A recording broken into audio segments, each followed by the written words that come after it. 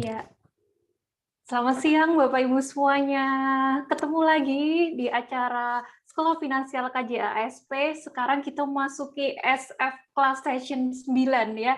Seru sekali tiap minggu, tiap pekan kita bertemu ya, walaupun secara online, dan semoga kita selalu dalam keadaan sehat ya. Semangat dan juga growth mindset ya, dan itu harapan kita semua.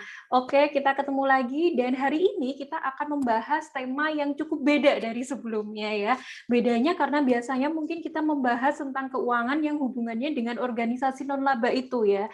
Kemarin terakhir kita berbicara tentang manajemen kas, kemudian tentang manajemen sebelumnya tentang keuangan organisasi non-laba, dan kali ini hubungannya tentang keuangan, tapi agak beda karena hari ini kita membahas tentang perencanaan pengelolaan keuangannya ya, financial planning ya untuk aktivis organisasi non-laba ya. Dan sebelumnya saya mau menyapa dulu Bapak Ibu semuanya. Sehat Bapak Ibu?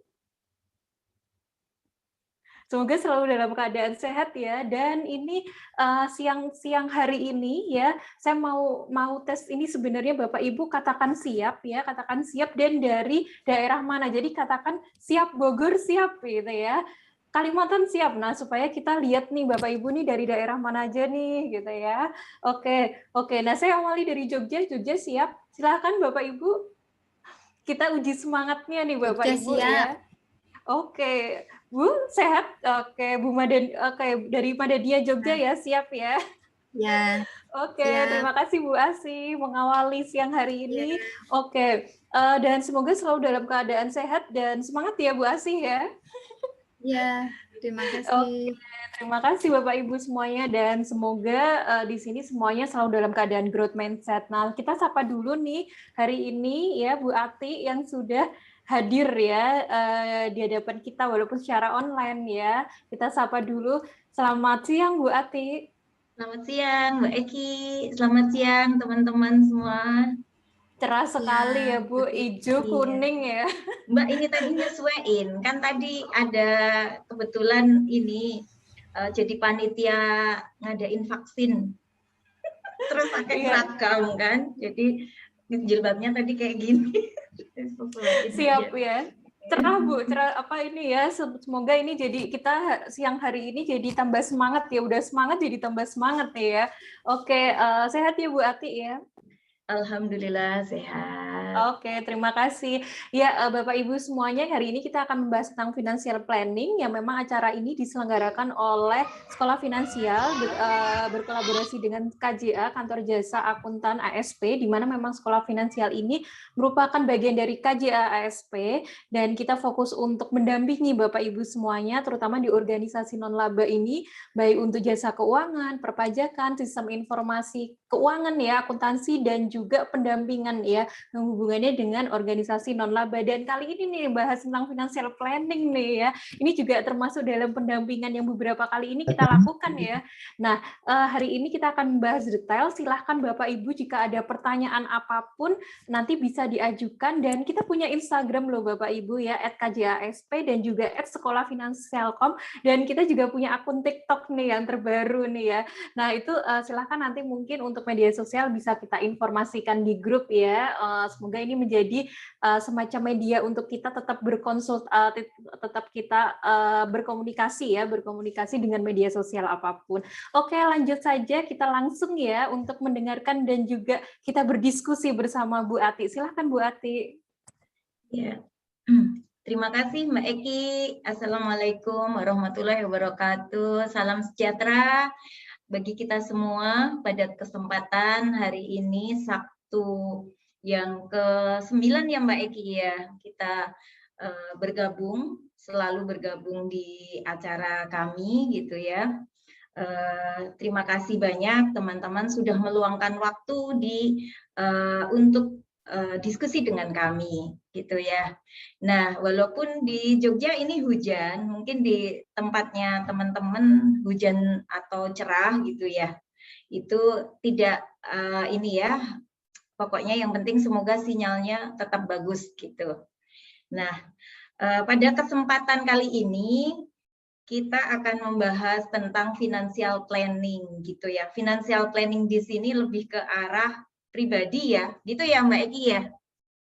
Betul sekali, Bu. Ya, jadi bagaimana kita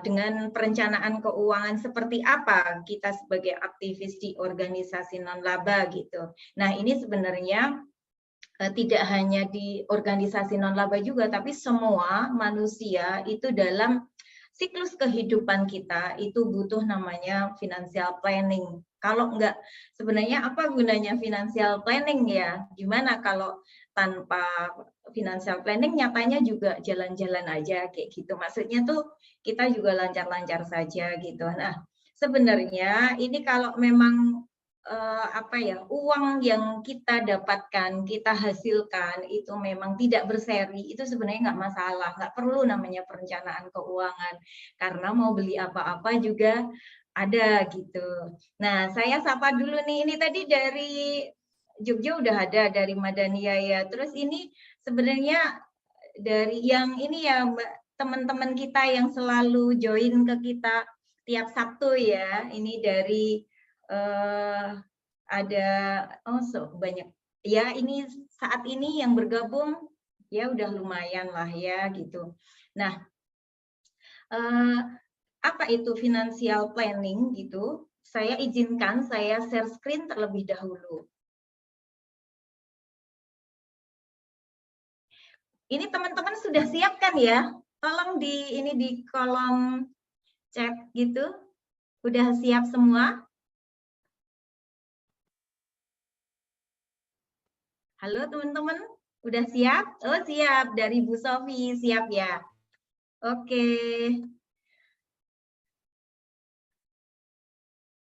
Bentar. Udah kelihatan ya? Sudah, Bu. Oke.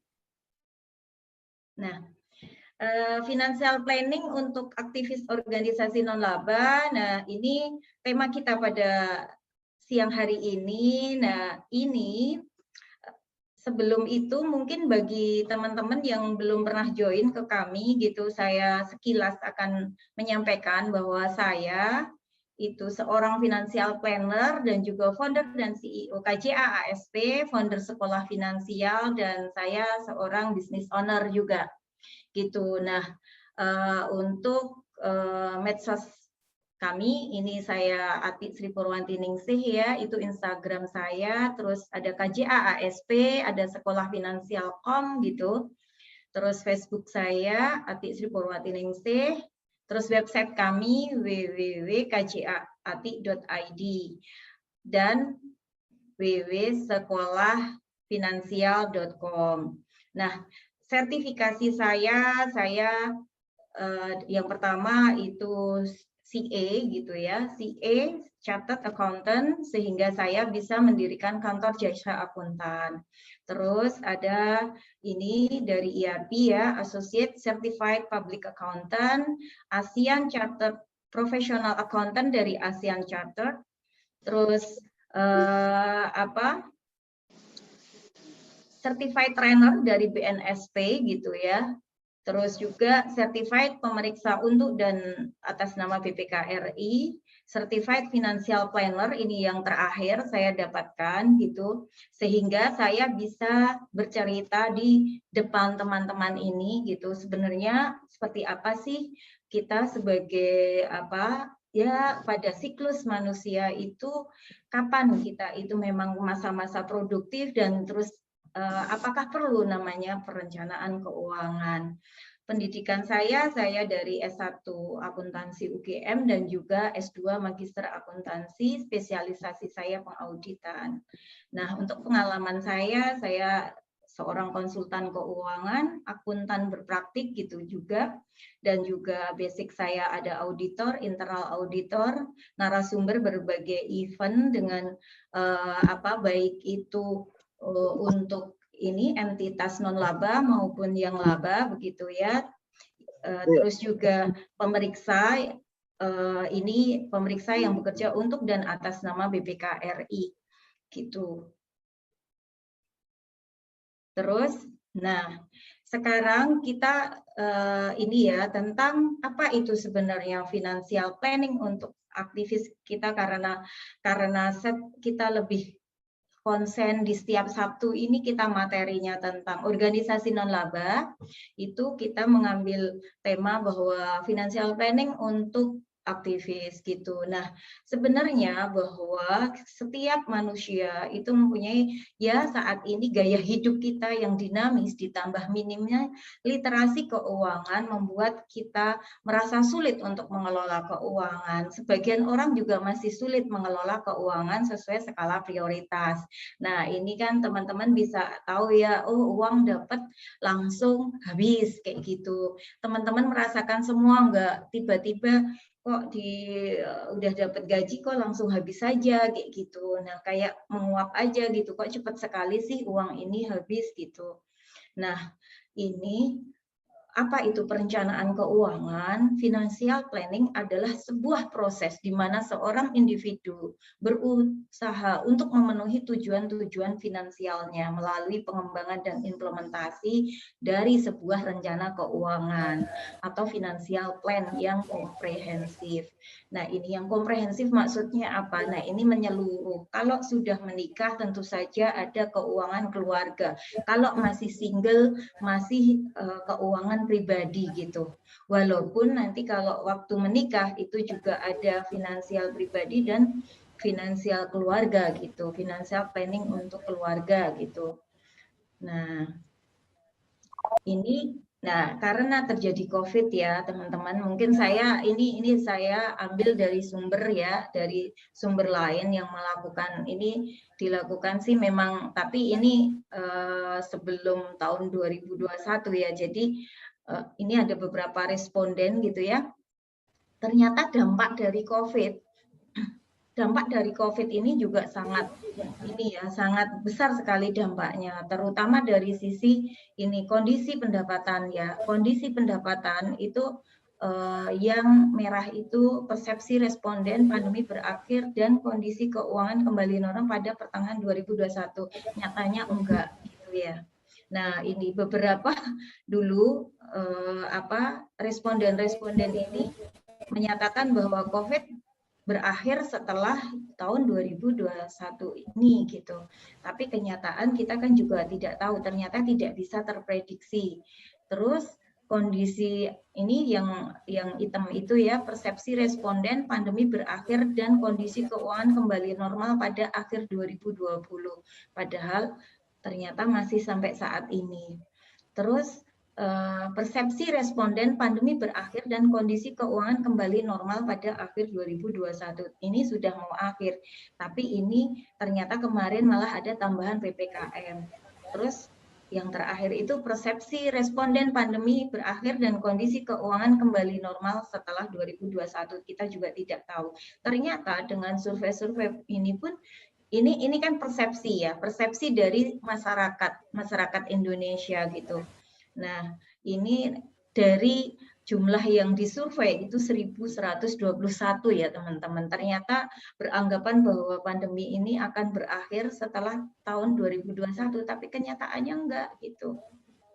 Nah, nih akhirnya nilai-nilai yang saat ini gitu ya, untuk pandemi saat ini ya, ini terutama banyak korban nyawa akibat COVID melahirkan masyarakat baru yang penuh empati, welas asih, dan syarat solidaritas sosial. Nah, ini tadi saya juga saya punya asosiasi gitu, dan asosiasi saya menyelenggarakan vaksin gitu yang untuk kolaborasi dengan ada salah satu universitas yang kita kolaborasi di situ. Nah, ini bentuk-bentuk kita bahwa, dan mungkin teman-teman sendiri di organisasi teman-teman ataupun yang lain gitu juga banyak yang melakukan hal serupa gitu. Kita saling berempati, terus vaksin akan segera selesai. Dengan vaksin segera selesai, paling enggak kita mengurangi kecemasan kita terjadi penularan yang lebih cepat gitu. Nah, terus dari gaya hidup baru tinggal di rumah dengan aktivitas gitu ya, yang di rumah gitu. Nah, karena adanya social distancing. Terus dengan adanya COVID-19 ini, konsumen menghindari kontak fisik manusia. Mereka beralih menggunakan medium virtual dan digital. Saya yakin teman-teman di sini juga banyak sekarang yang lebih banyak ke digitalnya. Dulu kita dompet digital itu sering digunakan ya teman-teman. Tapi begitu bangun tidur, apa yang dilakukan teman-teman? Pasti melihat gadgetnya gitu. Kalau sebelum tidur apa? Ternyata dari survei itu ketika mau tidur itu kayak yang ini ya, e-commerce atau apa ya kan saya nggak usah sebutin karena banyak kayak gitu ya. Itu aja itu menurut survei justru malam itu juga malah lebih banyak ketika mau tidur kan pada lihat-lihat dan jumlah pembelinya semakin banyak gitu. Nah, itu artinya kalau kita tidak kontrol kayak gitu ya akan ini ya lebih cepat mengalirnya dibandingkan kita lebih cepat masuk ke dalamnya karena kita pendapatan kita bisa jadi sekarang ini menurun gitu. Tapi pengeluaran kita dengan era sekarang ini kita bagaimana kita bisa membedakan antara needs dan want. Nanti kita bahas lebih lanjut. Nah, yang terakhir itu mengacu ke piramida Maslow. Konsumen kini bergeser kebutuhannya dari puncak piramida yaitu aktualisasi diri dan esteem ke dasar piramida yaitu makan, kesehatan, dan keamanan jiwa raga. Nah ini teman-teman yang terjadi saat ini justru kita kembali lagi ke titik di bawah. Kita masih dasar piramida yang paling bawah. Nah nih apa sih? Nah ini juga mempengaruhi kita ya. Apa itu inflasi gitu? Nah ternyata kita dari uang yang kita dapatkan itu juga dipengaruhi oleh adanya inflasi gitu. Yang misalnya contoh ini gambar, saya punya gambar ini tahun 2000 itu kalau beli dengan uang 100.000 itu ini dapatnya banyak barang-barang gitu. Tapi begitu 2008 itu menyusut gitu. 2016 itu dapat apa? Sekarang dapat apa? Kalau sekarang ini lebih ini lagi ya 100.000 untuk apa gitu. Udah bergeser dan untuk membeli yang seperti dulu tahun 2000 juga. Nah, itu artinya terjadilah namanya inflasi. Itu. Nah, di sini teman-teman siklus ternyata kita masa produktif kita itu ada di mana gitu. Dalam siklus kehidupan kita itu dari 0 sampai 15 tahun dan juga sampai ini ya sampai 20 tahun gitu tuh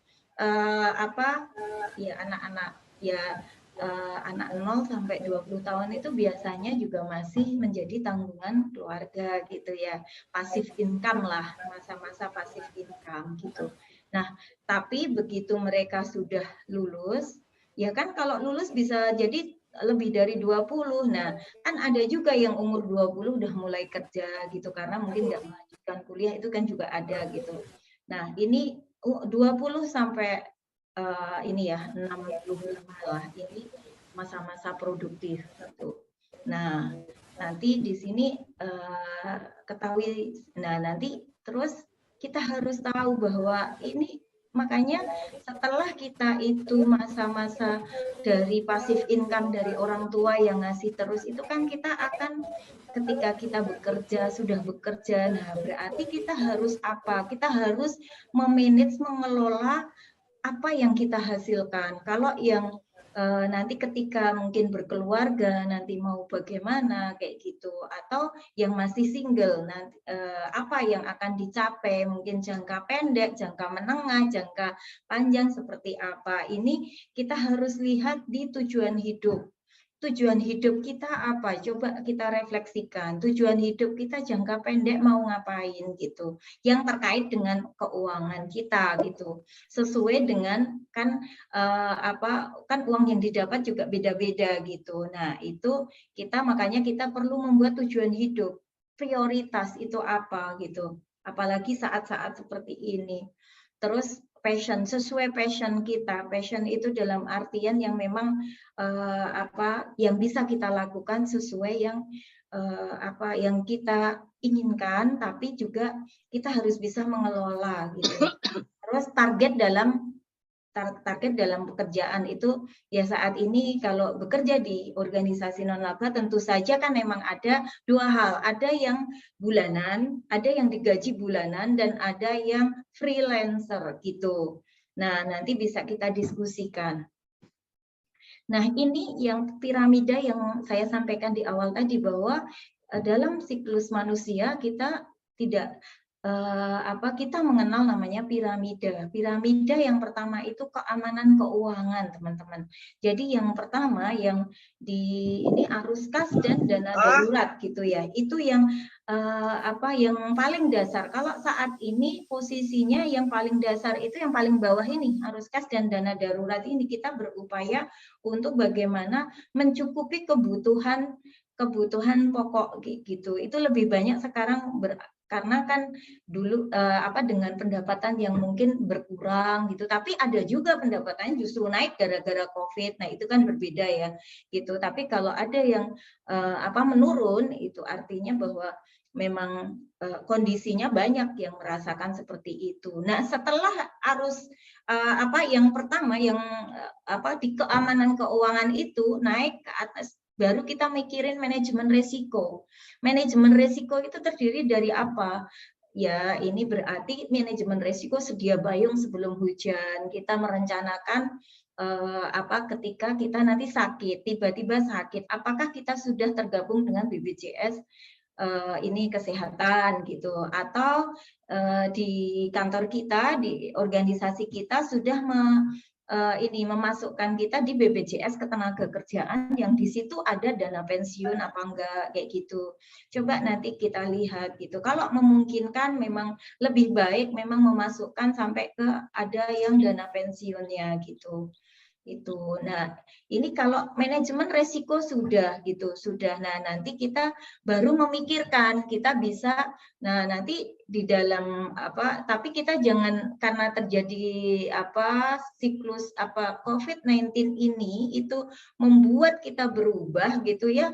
Kalau kita tidak mempunyai dana darurat, kita juga akan ini kesulitan nanti kalau tiba-tiba butuh misalnya ternyata tiba-tiba mobil ataupun sepeda motor mogok. Nah, itu kalau kita nggak punya dana darurat mau pakai dana apa? Nah, itu contohnya. Terus atau sekolahnya anak-anak tiba-tiba diminta kita harus yang tidak terplanning gitu harus membayar apa kayak gitu. Nah, ini salah satu untuk membiayai dana darurat. Atau ternyata tiba-tiba terjadi COVID ini banyak yang memakai dana darurat, bahkan ada yang pernah sampaikan ke saya bahwa dana darurat saya itu hanya sampai maksudnya sebulan ke depan loh kayak gitu. Nah, ini gimana ya caranya kayak gitu. Nah, terus ada yang 1 tahun ke depan. Nah, ini beda-beda. Terus setelah dana darurat ada, itu kita memikirkan namanya tujuan keuangan. Ya, tujuan keuangan ini sebenarnya itu dari sekarang pun kita harus sudah membuat rencana apa saja, rencana jangka pendek, jangka menengah, jangka panjang. Nah, yang selanjutnya setelah itu semua, ya kita masukkan juga rencana dana pensiun. Nah, kalau yang paling atas itu inilah yang dinamakan kebebasan finansial gitu, distribusi keuangan, tinggal distribusi kekayaan nanti untuk anak kalau bisa diwariskan gitu. Tapi kita paling enggak pembahasan kita lebih ke arah ini ya yang level pertama tadi keamanan keuangan, kenyamanan keuangan gitu.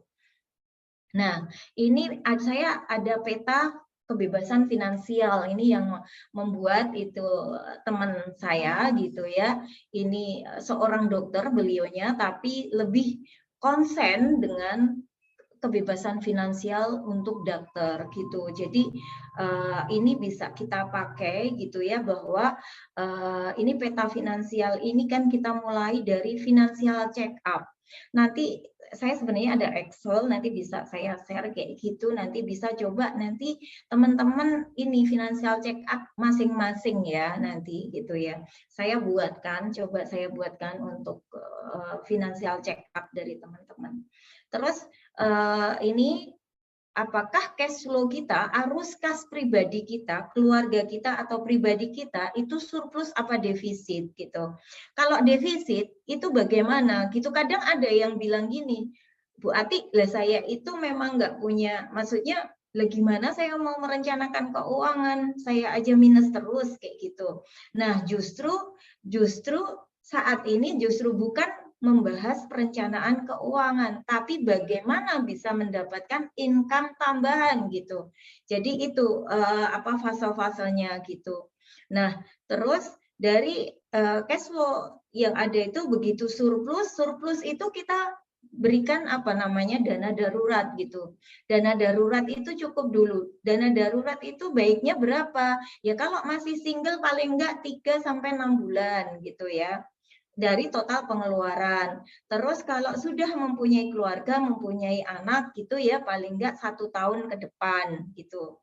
Nah, itu. Terus kalau hutang, ya hutang sehat. Apa itu artinya hutang sehat? Hutang sehat itu tidak boleh lebih dari 30% penghasilan kita dalam sebulan untuk angsurannya ya. Begitu. Terus setelah itu ini sudah kategori financial ready ya, teman-teman. Nah, setelah itu dari perjalanan itu kita ada asuransi gitu. Nah, asuransi seperti apa yang memang kita butuhkan gitu. Kan asuransi banyak yang misalnya, nah ini gimana? Nah, itu tergantung asuransinya. Jadi teman-teman nanti bisa kita diskusikan. Inilah nama kita proteksi gitu loh ya. Proteksi nanti kalau terjadi apa-apa, ini masuk kategori financial security. Terus juga setelah itu kita kan sudah mikirin ada papan, terus juga ada pendidikan anak, dana pendidikan anak, terus tujuan keuangan yang lain. Di sini masanya fase financial stability ya. Terus setelah itu di sini begitu mau mencapai tujuan keuangan, kita harus apa? Harus ini investasi, tentu saja perlu investasi gitu. Investasi ini kan jangkanya memang ini ya, investasi itu ada investasi jangka pendek, jangka menengah, jangka panjang. Ini disesuaikan dengan tujuan investasi. Nanti kita lebih banyak didiskusi aja. Terus ini, nah setelah itu barulah namanya financial freedom gitu. Jadi sebenarnya terus bagaimana mengelola dana pensiun. Nah ini yang harus kita diskusikan. Ini masuk financial legend dan yang terakhir itu financial freedom gitu. Begitu ini. Terus nah, terus bagaimana kita harus mengelola keuangan dengan tepat gitu ya. Keberhasilan mengelola keuangan ditentukan oleh kedisiplinan untuk menjaga konsistensi gaya hidup hemat dan cerdas. Nah, ini yang pertama tentukan tujuan agar lebih fokus. Yang pertama, tujuan keuangan jangka pendek, menengah, dan panjang gitu ya. Terus nanti stepnya berapa besar dana yang diperlukan. Misalnya dana pendidikan anak. Butuhnya saat ini tuh butuh 18 juta kalau masuk misalnya mau perguruan tinggi, misal contoh ya. Itu padahal sekarang lebih besar ya. Tapi nggak apa-apa, contohnya 18 juta. Nah, nanti tentukan deadline. Kalau sekarang anaknya kita usia baru 1 tahun, otomatis kan masih ada 17 tahun karena 18 tahun biasanya ya. Misalnya masuk di perguruan tinggi. Itu artinya itu masih jangkanya panjang sekali. Nah, ini bisa nanti untuk apa yang untuk mencapai itu kira-kira mau di mana? Apakah kita nabung? Nabungnya di mana? Apakah nabung logam mulia atau gimana? Nanti bisa itu didiskusikan. Nah, ini contoh-contoh ya, contoh-contoh namanya tujuan keuangan itu apa gitu. Untuk tujuan keuangan bisa untuk perencanaan dana darurat, dana liburan. Kalau sekarang kan udah nggak mikirin itu ya. Lebih banyak misalnya dana pendidikan anak atau mau kalau yang muslim umroh gitu atau yang lain membeli rumah gitu, dana pensiun itu bisa. Nah, ini banyak orang yang berinvestasi tanpa tujuan keuangan. Nah, sebenarnya untuk teman-teman yang di organisasi non-laba itu kan bisa dapat memang 2 hal. Kalau yang memang project itu biasanya juga bentuk gaji kan juga ada, tapi juga ini durasi misalnya setahun gitu. Nanti ada masa ketika kalau misalnya proyek hanya proyek ya berdasarkan based on proyek biasanya kan misalnya 1 tahun per 1 tahun. Nanti kadang jeda misalnya kalau modelnya nanti memang masuk ke pegawai di organisasi tersebut kan ada namanya gaji yang bulanan rutin. Tapi kalau yang enggak, ya freelance gitu. Nah, nanti bagaimana itu bisa kita mekanismenya gimana biar semuanya berjalan dengan lancar gitu. Nah, untuk rencana keuangan ini skala prioritas. Nah, ini biasanya yang bisa inilah ya. Kalau ideal menurut saya ini hanya secara umum yang bisa kita sampaikan. Kalau ideal menurut kita masing-masing kondisinya ya harusnya beda-beda gitu. Tidak harus saklek 40% untuk anggaran kebutuhan sehari-hari. Bisa jadi 80% juga bisa, tergantung kan nanti dari komposisi. Coba kita cek, kita melakukan financial check up terlebih dahulu gitu. Karena untuk menentukan itu harus tahu financial check up dulu. Gitu. Terus kalau ini tanpa hutang ya teman-teman ya. Nah ini kalau nanti bisa ini ada bisa 40% anggaran kebutuhan sehari-hari, terus 20% untuk hiburan gitu kalau ini memang memungkinkan, terus 30% juga untuk tabungan dan 10% untuk kebutuhan sosial. Nah ini yang kalau ingin rencana keuangan berhasil ini memang ini ya ini gaya hidup kita, gaya hidup yang kita membedakan antara needs dan want gitu ya. Gitu. Kalau need itu apa yang kita perlukan gitu. Itu prioritas, skala prioritas gitu. Nah, terus mengurangi terus yang ada kredit, selalu ada apa-apa butuh misalnya TV harus kredit, apa yang laptop harus kredit. Nah, ini seminimal mungkin kita hindari dengan namanya hutang gitu, karena hutang ini kalau memang nggak memungkinkan juga boleh, tapi ada strateginya gitu. Terus ya saat ini misalnya gonta-ganti gadget gitu ya, temennya ganti apa. Nah, ini memang perlu kita perlu kita bedakan antara needs dan want gitu. Nah, ini memang untuk ya kita harus selalu bersyukur gitu ya. Gitu. Dan sebenarnya kalau sering nongkrong itu maksudnya itu tuh lebih ke arah ini ya, lebih ke arah bagaimana kita selalu kalau untuk meeting untuk ini ya nggak masalah, karena ini kan memang kalau tugas kita misalnya kita meetingnya di kafe atau di mana kayak gitu kan nggak masalah, tapi dengan pandemi ini kita lebih banyak kan dengan Zoom ya gitu. Nah, ini tips keuangan yang bisa kita sampaikan. Yang pertama itu disiplin menyisihkan penghasilan bulanan gitu. Menyisihkan dalam artian kita harus memplanning dulu pengeluaran untuk disisihkan terlebih dahulu, karena kalau semuanya kita gunakan nanti sisanya saja yang dimasukkan sebagai dana darurat atau kita investasikan gitu, nanti malah kadang nggak ada sisanya gitu. Terus disiplin pencatatan pengeluaran, ya kadang ini yang membuat kita kadang nggak disiplin gitu. Nah ini tapi sekarang banyak dengan aplikasi-aplikasi kita di Google Play Store gitu ya, kita download aja banyak gitu, teman-teman bisa pilih gitu. Terus membuat tujuan keuangan dan dana darurat. Ini ya tujuan keuangan kita tuh apa? Dana darurat yang kita kalau memang masih single ya 3 kali dikalikan pengeluaran kita bulanan gitu. Terus ikut asuransi kesehatan dan asuransi jiwa sejak dini gitu. Nah, ini kalaupun memang misalnya sekarang belum, nah nanti itu dilihat juga dari situasi dan kondisi kita. Terus ada membuat rencana pensiun. Kira-kira kita itu batas kita. Ya ini kan kita nggak tahu. Kan kuasa Allah kita nanti diberi kehidupan itu seberapa. Kita hanya merencanakan terlebih dahulu. Nah, ini people never plan, they fail to plan. Jadi memang ini ya teman-teman bahwa emang kita itu ya lebih baik itu merencanakan dulu gitu.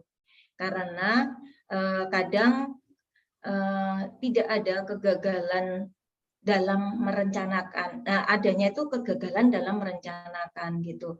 Kalau kita tidak pernah merencanakan, kita kan juga tidak tahu kita itu dalam kondisi seperti apa gitu loh. Dalam kondisi nanti apakah kita itu emang sesuai dengan, apakah kita itu uang kita itu akan sesuai dengan peruntukan kita, atau kan kita mengeluarkan kan ya kalau awal bulan setelah gajian kan gampang saja ya mengeluarkan, tapi setelah akhir bulan kita jadi nggak ada apa-apa gitu.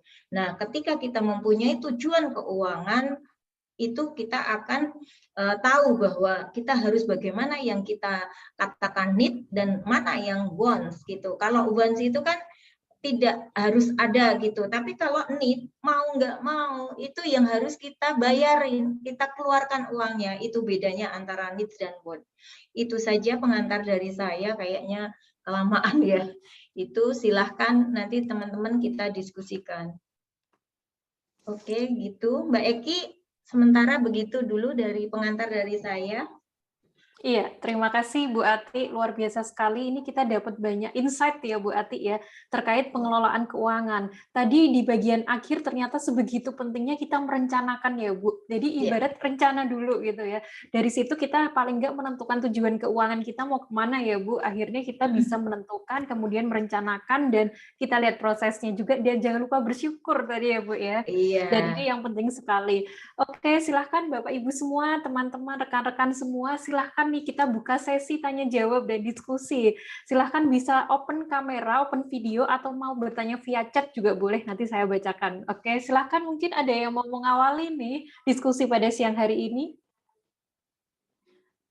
Ini di sini kalau saya lihat ini Bu yang hadir nih ya, ini juga Bu Mary nih yang selalu hadir di tiap webinar kita nih. Kemudian ada Pak Syafat, terus tadi juga Pak Fatan nih sempat ini ya Pak Fatan, kemudian Bu Murni dari Yayasan Kota Kita, luar biasa nih Bu Maulina, Bu Leli, Pak Ishak, wah ini luar biasa dari webinar kita yang pertama. Iya. Bu ini juga dari Fahmina Institute ya. Oke Bu Evi Yonita, oke silahkan Bapak Ibu rekan-rekan semua yang mau bertanya.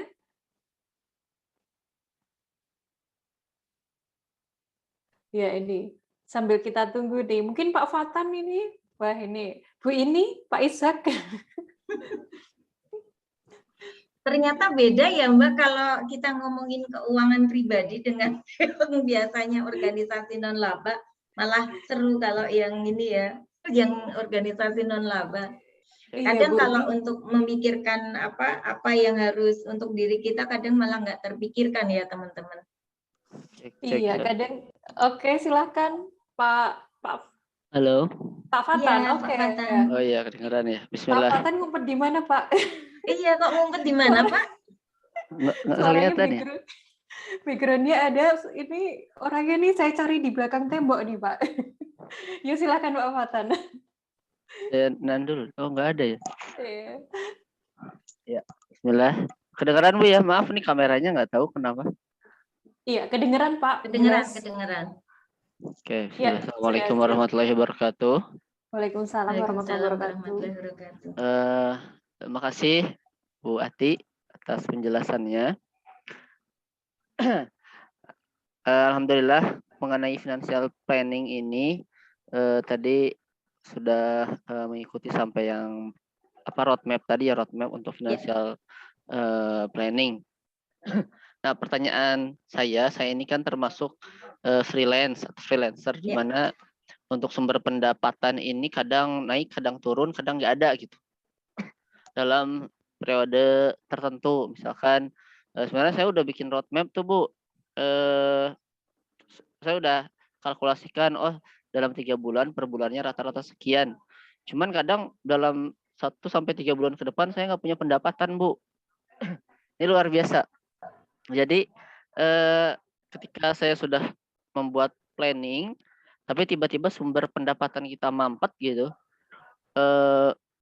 saya juga nggak bisa buat misah-misahin Bu, ini dana buat ini dana buat ini. Nah itu bagaimana roadmap-nya supaya saat ada macet gitu Bu, terutama pendapatan, itu apakah saya harus banting setir, cari usaha lain atau gimana Bu ya? Makasih Bu. Oke, ini Pak Fatan satu ini ya, sumber income ya, atau lebih? Saya punya 2 sumber income, Bu. Oh, yang satu Yang satu dari maksudnya jualan, rutin? yang satu Yang- dari jualan, yang satu dari freelance. Tapi yang satu rutin ya? Yang satu nggak terlalu rutin, Bu, nggak tiap hari. Tapi Oh, ada jadi bukan gaji, tapi Bukan gaji. freelance juga, sama-sama freelance. Ya. Oke, ya. Terima kasih Pak Fatan. Ini jadi sebenarnya yang dirasakan oleh Pak Fatan itu tidak hanya Pak Fatan sendiri, banyak gitu yang merasakan hal yang sama, apalagi pandemi COVID ini gitu.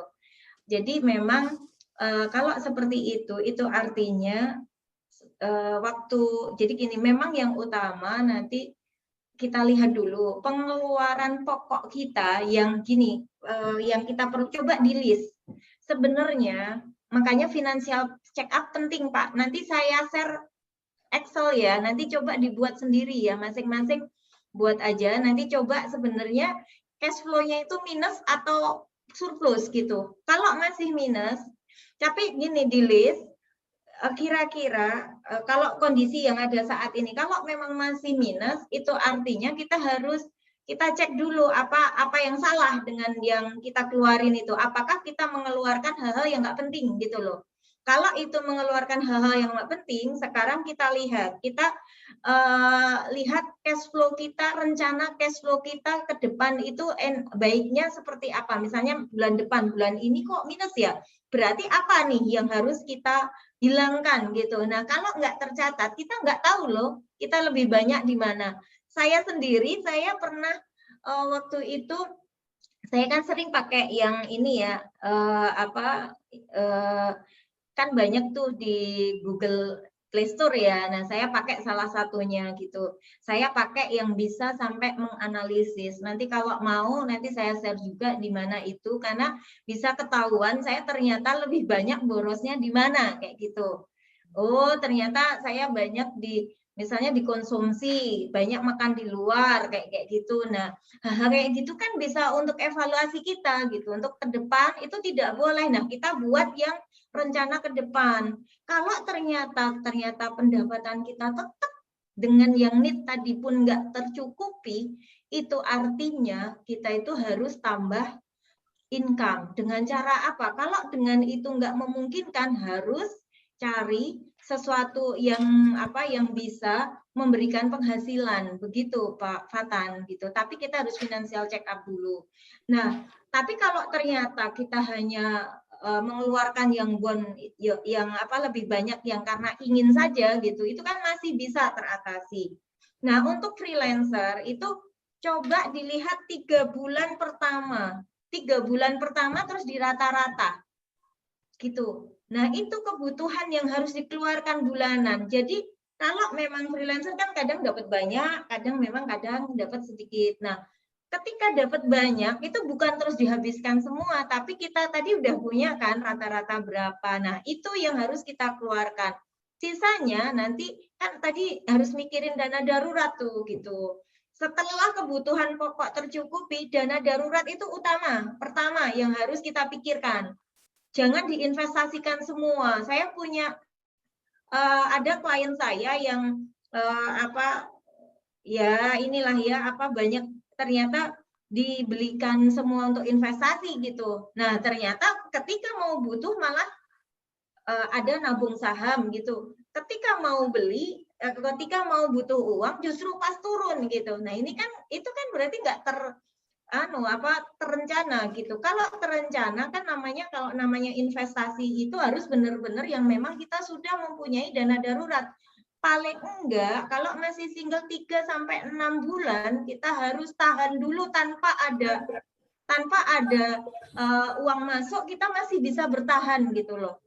Itu yang pertama ya. Terus yang setelah ya ini harus financial check up dulu, apa sebenarnya yang membuat kita jadi tidak bisa merencanakan tadi, tujuan-tujuannya nggak tercover. Itu sepertinya itu dulu, baru kita mikirin tujuan jangka pendek, jangka menengah, jangka panjang gitu. Kalau udah dasarnya kita sudah tercukupi. Kalau ternyata saya kan juga pengen beli rumah misalnya. Nah, itu artinya harus butuh tambahan income gitu. Tambahan income macam-macam gitu. Bisa juga kita dengan kreativitas kita, misalnya sekarang ini kan kita bisa juga istilahnya jadi kalau misalnya yang agen properti itu kan juga bisa, ternyata kita punya jualin properti itu nanti kita dapat 2,5% gitu. Terus juga istilahnya maklar, terus jualan apa barangnya temen yang kira-kira ikut jadi reseller, kan itu tanpa modal itu sangat bisa teman-teman. Bahkan saya dulu juga ini seorang istilahnya yang gajian tiap bulan berada di zona nyaman gitu loh. Tapi begitu saya keluar semua, yang saya pikirkan pertama itu kan saya dengan kondisi ternyata ketika kita sudah di zona nyaman kan sebenarnya wah aku aja kita nggak pernah mikirin nanti ketika nggak ada uang gimana gitu, tapi saya rencanakan saya akan keluar, tapi paling enggak saya ada dana yang bisa untuk hidup tanpa nanti saya itu harus kekurangan, itu saya punya dana darurat gitu. Itu begitu pun kalau yang dulunya jadi mungkin pegawai pengennya membangun usaha ataupun menjadi freelancer aja gitu, konsultan gitu, ya itu tetap harus dana darurat itu harus ada paling enggak kalau kayak gitu 1 tahun gitu. 1 tahun dari apalagi yang sudah berkeluarga. Kalau belum mencukupi jangan keluar dulu gitu. Itu sih tekniknya gitu. Jadi ibaratnya kita itu dan ini bisa ya alhamdulillah dengan berjalannya ini justru ketika saya keluar justru malah ternyata banyak insight-insight baru, saya bergaul dengan banyak orang, banyak karakter dan juga banyak dengan orang yang sudah di komunitas pengusaha itu coba saya belajar banyak dengan yang sudah istilahnya sudah punya usaha banyak, di situ justru malah income kita malah justru bertambah dari situ gitu loh. Gitu. Jadi namanya relasi pertemanan itu juga sebenarnya malah harta kita yang mahal juga karena kan kita bisa belajar banyak dengan mereka. Gitu Pak Fatan. Bu, ya. Makasih Bu. Ya. Ya, luar biasa. The power of connection ya Bu. Koneksi ya Bu, network ya. Oke, Bu ini sepertinya ini sebelum saya bacakan yang di chat, Bu Dwi Windusari nih sepertinya akan menyampaikan mungkin akan ada pertanyaan, silahkan Ibu. Ya, selamat siang. Selamat siang. Ya, saya memang tidak terlalu bisa intens karena Sabtu ada juga kelas yang saya ambil. Tapi saya berusaha untuk tetap ikut gitu ya, karena ilmu di sini tuh sangat, menurut saya jadi menemukan celah-celah yang saya tadinya tidak tahu di dunia nirlaba gitu ya. Nah, ini salah satu yang saya amati ini adalah semangat dari tim ini sendiri gitu ya. Ibu Ati, saya lihat dari sisi sekolahnya mungkin ya, Bu, saya pengen dengar sharing dari Ibu. Ibu akhirnya memilih untuk menggeluti dan membangun sekolah finansial ini, gitu ya Bu. Karena dari sisi saya sendiri masih seperti pengen sekolah gitu ya, tetapi dengan sisi finansial saya kerja di organisasi non-profit itu kan beda ya Bu ya. Jadi cara pandangnya pun beda gitu tentang sisi finansialnya dan tujuan yang mau dicapai gitu. Nah, saya mau dengar dari Ibu pengalaman gitu ya, pengalaman dan bagaimana untuk bisa lebih meruncingkan visi kita gitu sebagai aktivis. dari organisasi nirlaba sendiri gitu. Nah, selain dari sisi mengatur finansialnya gitu, karena ini saya yakin ini juga beriringan antara apa yang mau kita capai, terus keuangannya bagaimana gitu. Terima kasih banyak. Ya, terima kasih Bu Dwi gitu pertanyaannya. Wah, ini saya jadi nanti cerita pribadi ya. Ya, Bu Dwi, saya itu dari sejak kuliah saya itu hanya dibiayai. Saya malah gini, saya karena dari dulu tuh kan memang dari sejak saya suka dulu ngelesin itu loh, ngelesin privat kayak gitu. Saya upaya kayak gitu kalau dari diri saya sendiri ya, saya dengan banyak yang saya raih gelar saya itu tadi itu dengan proses yang panjang, dan tentu saja saya memang saya dari kuliah memang suka ikut aktif-aktif kegiatan kayak gitu Bu, dan juga saya memang suka pencari beasiswa gitu.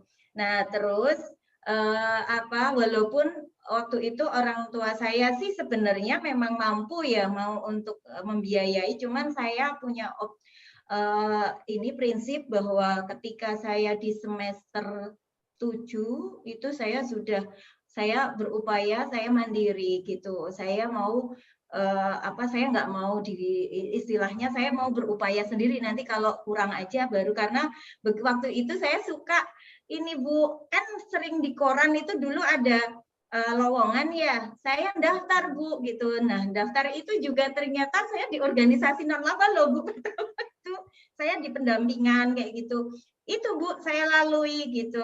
Saya pendampingan pondok pesantren waktu itu, dan itu organisasi non-laba gitu, tentang waktu itu kesetaraan gender ya gitu. Itu yang pertama yang saya ini gitu. Terus tapi saya kan jadi relawan juga di organisasi non-laba lainnya gitu.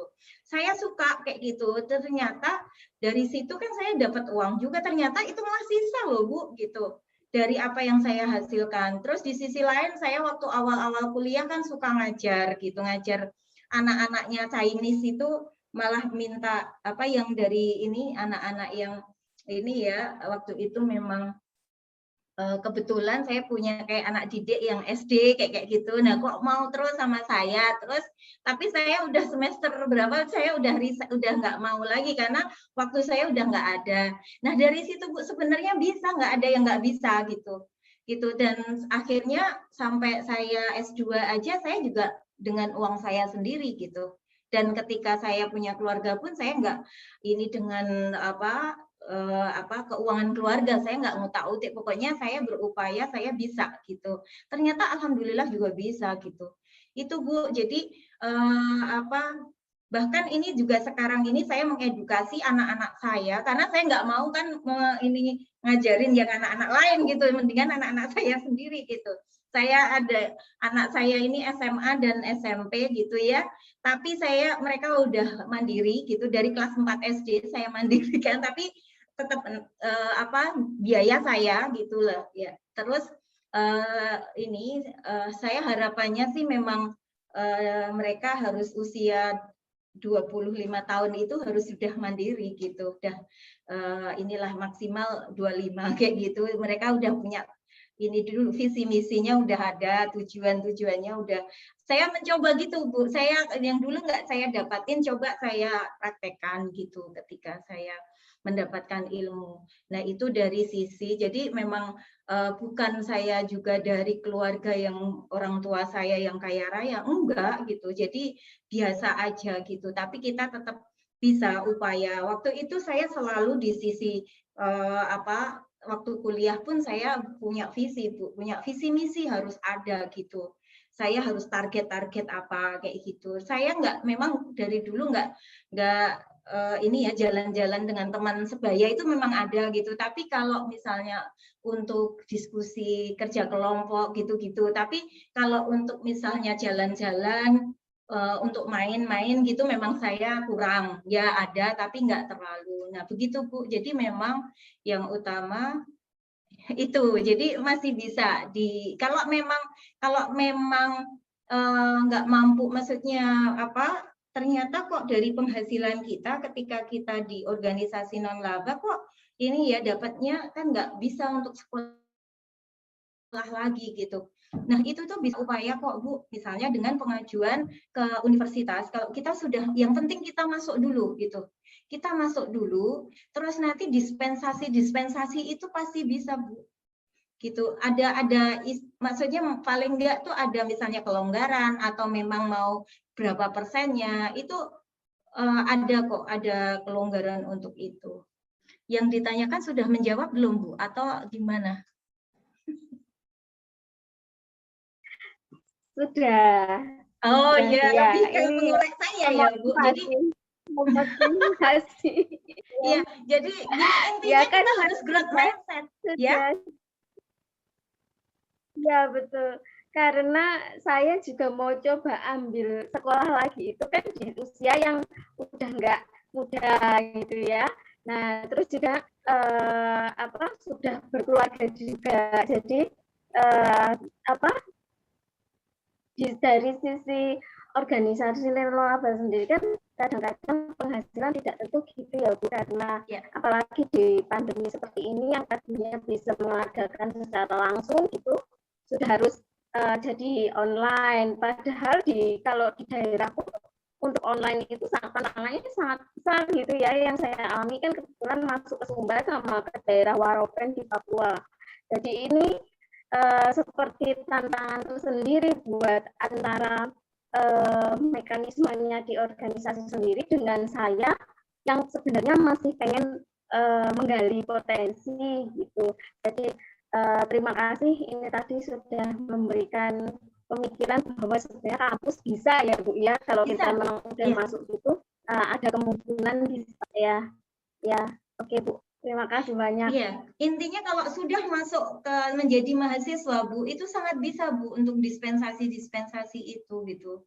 Itu sangat bisa gitu. Ya. Ada kelonggaran-kelonggaran ya nanti kita bisanya seperti apa. Kan nggak mungkin mahasiswa dikeluarkan gara-gara memang kalau memang nggak mampu, maksudnya belum mampu untuk membayar itu kan nggak apa-apa gitu. Tetap masih bisa jalan. Kita sama-sama mencari win-win solution lah antara pihak universitas dengan kita gitu.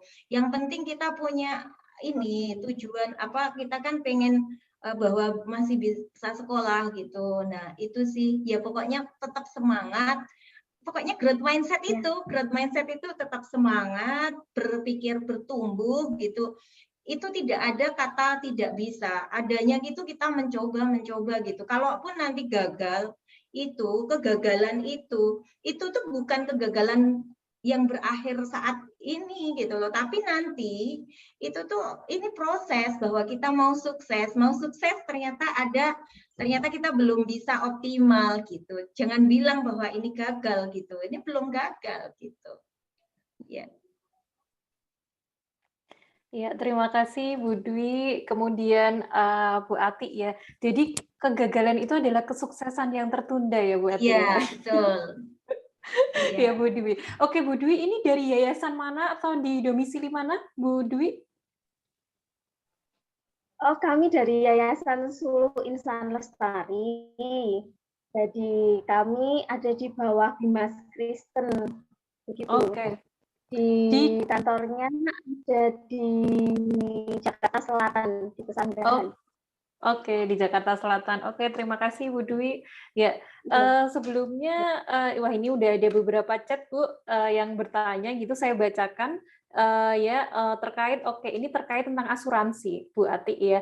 Dari Bu Dinta ini dari Sumatera Utara Bu, perencanaan keuangan untuk pendidikan anak sudah dialokasikan melalui asuransi.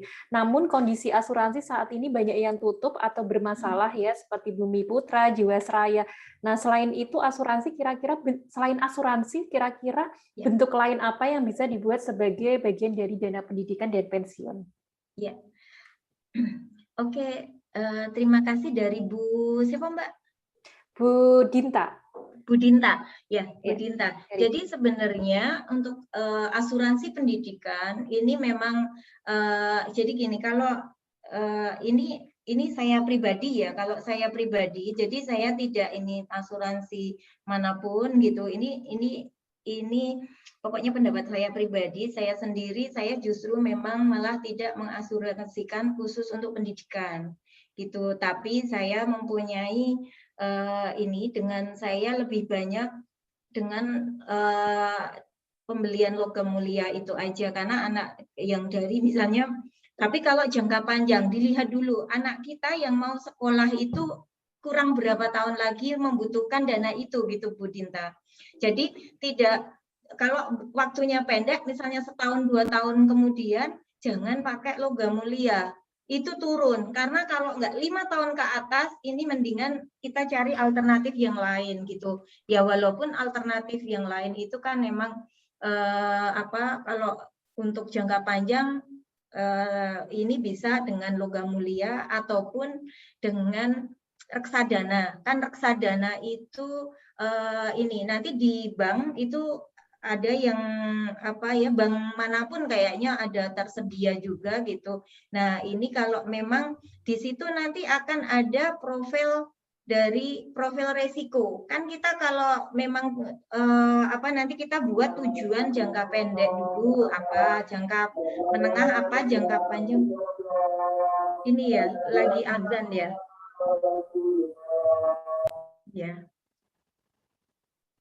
Ya, jadi memang nanti dari situ, dari tadi udah ada tujuan jangka pendek. Kalau jangka pendek jangan memilih untuk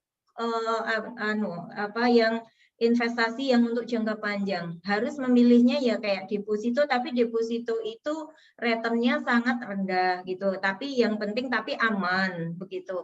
Atau bisa jadi kalau 3 tahun itu bisa kayak sukuk atau ori, obligasi gitu ya. Itu ya memang di bank ada gitu, tapi ini memang bisa kita memang pakai, bisa ini sendiri ada obligasi ini 3 tahun, tapi memang dikit dananya itu memang untuk 3 tahun. Tapi kalau mau yang sedikit-sedikit, kalau masih jangkanya panjang, itu kalau sekarang itu kan ada program namanya Yuk Nabung Saham.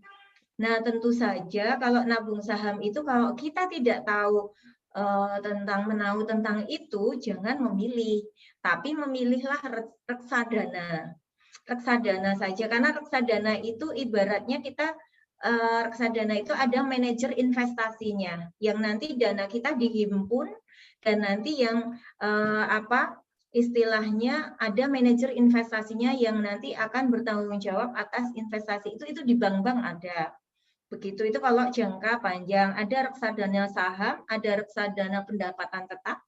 Kalau memang pengen lebih dari deposito ya pendapatan tetap itu saja, begitu. Itu kalau jangka panjang ya teman-teman. Tapi kalau jangkanya pendek, pokoknya jangan ambil yang seperti itu. Terus logam mulia. Memang logam mulia ini sebenarnya bukan investasi, tapi hedging. Hedging itu pelindung nilai. Pelindung nilai itu maksudnya apa? Ketika kita saat ini beli 1 gram misalnya 8 juta, 10 gram 8 juta misal gitu. Nanti 10 tahun ke depan itu bisa 2 kali lipatnya gitu. Dulu mungkin 10 gram yang Antam itu 1 gram misalnya 800.000 sekarang gitu. Tapi 10 tahun yang lalu bisa jadi baru 250.000 gitu. Nah, itu itu untuk menghindari inflasi. Kalau untuk menghindari inflasi itu kita bisa nabung emas tadi, kan sekarang juga per 1 gram juga bisa. Itu udah gampang, lebih mudah. Itu dikumpulin aja, dan itu logam mulia lebih baik. Kalau logam mulia yang perhiasan itu turunnya nanti banyak kan kalau dijual kembali. Tujuannya untuk investasi, itu maksudnya untuk jangka panjang ini bisa dibelikan logam mulia. Itu kalau untuk asuransi, kalau asuransi mau untuk pendidikan anak, mau untuk asuransi sebenarnya ya itu tergantung kita ya mau bagaimana. Tapi kalau memang sebenarnya ada produk-produk dari asuransi. Tapi kalau saya lebih memilih asuransi itu untuk asuransi kesehatan dan untuk pertanggungan jiwa. Itu kalau saya pribadi gitu. Jadi nanti untuk teman-teman ini kan disclaimer ya gitu. Jadi udah sesuai dengan kita. Nanti jangan sampai saya nanti disalahkan loh. Saya ngikut Bu Ati malah ini. Jadi ini nanti ketika saya menyampaikan ini kan semuanya tuh ada risikonya kalau memang untuk jangka panjang terus kita memilih misalnya saham. Saya sendiri saya juga ini punya akun untuk untuk dengan ada salah satu bank gitu, tapi saya bisa ini mengoperasikan sendiri untuk ketika saya nabung saham tiap bulan harus gimana, tapi itu untuk jangka panjang, bisa untuk perencanaan pensiun kita. Itu bisa. Nah, karena saya tahu kira-kira kalau saya background karena dari akuntan, kita tahu pelaporan keuangan perusahaan-perusahaan gitu ya. Itu bagaimana mana yang bisa untuk jangka panjang kayak gitu. Nah, saya memang memilih untuk nabung gitu, nabung saham gitu, daripada nabung saya di ada di misalnya kan beda peruntukannya beda. Kalau yang untuk di bank itu hanya yang untuk jangka pendek gitu ya. Kalau untuk yang jangka panjang itu bisa memilih misalnya nabung saham tadi gitu. Gitu ya Bu, udah bisa menjawab belum ini kira-kira? Iya, pertanyaan dari Bu Dinta itu tadi. Oke, siap. Ya. Dari Sumatera Utara ini. Iya. Ada ya. Oke, Ya, terima kasih ya. Sama-sama Bu Dinta. Iya, pertanyaan selanjutnya ini dari Bu Murni dari Yayasan Kota Kita, Bu. Tapi hampir sama dan sepertinya tadi sudah terjawab tentang investasi jangka pendek dan panjang ya. Dan pertimbangannya tadi sepertinya sudah terjawab. Nah, ini lanjut ke pertanyaan Bu Evi Yuanita ya, Bu Evi. Ini terkait tentang merencanakan pengeluaran, Bu. Ini kan sangat penting. Nah, bagaimana cara menentukan anggaran pengeluaran bulanan yang baik dan berapa besar tabungan pensiun yang harus kita simpan? Oke, ya baik. Ini kalau untuk terima kasih ya Bu Evi ya. Bu Evi juga selalu ikut acara-acara kita ya. Jadi untuk ketika kita menentukan pengeluaran itu yang pertama kita lihat coba kalau kita sudah pernah mencatat 3 bulan terakhir itu laporan keuangan masing-masing bulan itu seperti apa gitu. Nah, itu coba kita mappingkan. Kayak kita kalau dengan ini ya kemarin bagaimana merencanakan akun. Nah, itu. Misal ini dana pendidikan anak, terus juga kan kita kelihatan kan mungkin kalau 3 bulan pengeluaran kita itu apa saja gitu. Dari pengeluaran yang sudah kita keluarkan itu kan pastinya rinci banget gitu ya. Nah, itu kan bisa diklasifikasikan gitu. Nah, itu coba kita buat klasifikasinya. Terus nanti ini bisa kita kontrol, nanti ternyata masing-masing itu ternyata berapa persen dari total pengeluaran kita. Kalau itu ternyata signifikan, ternyata yang lain cuman 10%, ini kok ini 40% sendiri, ini apa saja gitu. Nah, itu bisa untuk nanti kita kurangi, kita bedakan antara needs dan want. Kalau ternyata pengeluaran kita banyak yang want aja, yang karena ingin gitu ya, ikut-ikutan atau karena sebenarnya nggak perlu itu, tapi karena kita lapar mata gitu ya. Kalau sekarang kan kita jalan-jalannya nggak jarak, mungkin yang ke mall sekarang udah buka gitu, tapi sekarang nggak usah ke mall, kita di tempat tidur aja kita bisa jalan-jalan dengan ini ya, toko online gitu kan macam-macam. Nah, ternyata banyak yang di situ gitu. Nah, ini juga kita harus waspada gitu. Berarti itu harus dicoret kalau memang tidak sesuai. Nah, itu gunanya untuk kontrol. 3 bulan itu waktu yang cukup lah saya rasa. Terus nanti kira-kira apa saja yang ternyata sering muncul tadi dan itu memang ingin. Nah, memang itu memang yang need gitu, yang diperlukan. Kalau nggak ada itu nggak bisa gitu. Kalau ternyata kok banyak makan di luarnya gitu, atau banyak misalnya cari ini ya sekarang mau beli makan juga udah pesen tinggal antar udah ini, ternyata justru pengeluaran kita tambah banyak gitu. Karena mungkin nambah ongkir macam-macam. Berarti kan kalau kayak gitu lebih baik masak sendiri kayak gitu untuk mengurangi ini biar nanti bisa mengcover yang lain. Nah gitu.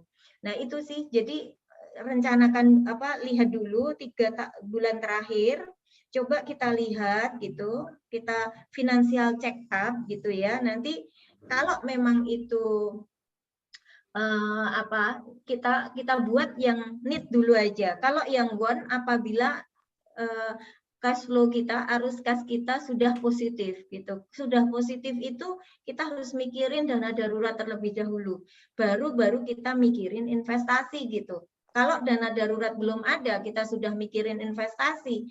Kalau uang kita belum sesuai harapan, belum balik, ya nanti gimana istilahnya tuh, kalau yang jangka pendek itu boleh kita yang kira-kira ya kayak tabungan, yang maksudnya ini bukan investasi tapi hanya nyimpen dana kita itu. Terus juga bisa deposito, bisa juga kalau yang jangka kalau yang obligasi tadi kan memang 3 tahun, itu dikit 3 tahun, tapi itu kalau dihitung lebih dari deposito. Begitu. Gimana Bu Evi? Nanti ini saya berikan Excel itu, nanti coba di ini template-nya aja gitu. Nanti di ini dulu dicari kira-kira masing-masing dari kita itu gimana. Ya. Terima kasih Bu Ati untuk Iya, sama-sama Bu Evi. Untuk idealnya itu pengeluaran itu ada klasifikasinya nggak Bu, untuk berapa? Misalnya tabungan itu harus berapa persen, kemudian pensiun berapa persen, terus yang kebutuhan sehari-hari berapa persen gitu. Oh ya, tadi yang saya share tadi udah ada kayaknya ya. Nanti coba tak share screen dulu ya. Tapi nanti yang ini saya share ini hanya untuk gambaran aja. Nanti kalau untuk tabungan pensiun sebenarnya ada ini. Nanti saya siapkan dulu. Jadi sebenarnya aplikasinya ada. Misal kita butuh perkiraan pensiun kita berapa tahun lagi. Jadi nanti coba Bu Evi, sekarang usia berapa? Pengen pensiun usia berapa? 65 atau 60? Nah, kan ada selisihnya tuh. Masih berapa tahun? Nah, ini nanti itu ada aplikasinya, nanti kita butuh berapa ketika pensiun gitu. Itu ada nanti tinggal keluar. Nanti saya tadi lupa ya, coba nanti saya carikan dulu itunya. Itu ada aplikasinya kok. Baik Ibu, terima kasih. Iya, kalau yang persentasenya ini ya, saya carikan tadi. Nah, ini sesuai skala prioritas ya. Ini kan ya paling enggak ini kebutuhannya 40% untuk kebutuhan sehari-hari. Nah, itu kira-kira cukup apa enggak gitu. Nah, ini sekali lagi kan tergantung dari penghasilan kita. Nah, ini saya buat ini kira-kira bisa dialokasikan seperti ini. Tapi kalau ini aja nggak nutup, maksudnya kurang gitu.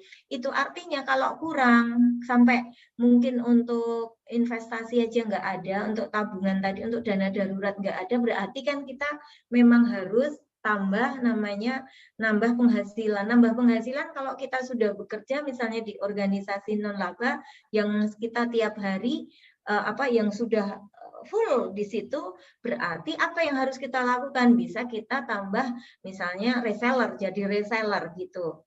Terus juga bisa juga nambah ada teman yang mau ya tadi jualan properti. Nah, kita bisa bantuin gitu. Terus juga kalau kita memang punya hobi, passion kita nulis gitu ya. Kita nulis di surat kabar, sekarang kan online ya, bisa online, tapi kan ada buat artikel kan dapat uang juga.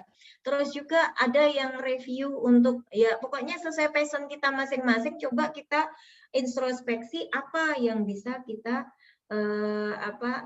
kita untuk tambahan income. Itu kalau memang ternyata loh ini kok ternyata untuk tabungan aja nggak ada gitu. Nah, ini kalau ada hutang itu tidak boleh lebih dari 30% gitu. Terus yang investasi itu 20% investasi dan tabungan ini sudah nanti untuk dana pensiun dan lain-lain itu dananya 20%-nya itu nanti dipecah-pecah tadi ya, di kira-kira tadi kan ada tujuan jangka pendek, jangka menengah, jangka panjang.